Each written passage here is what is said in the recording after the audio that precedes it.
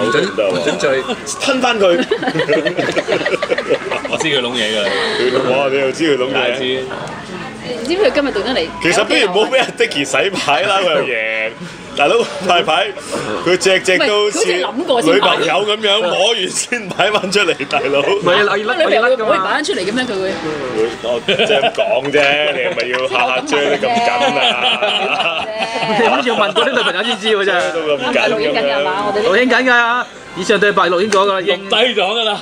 我女朋友就嚟。OK，我決定一拍一齊拖啊！收到。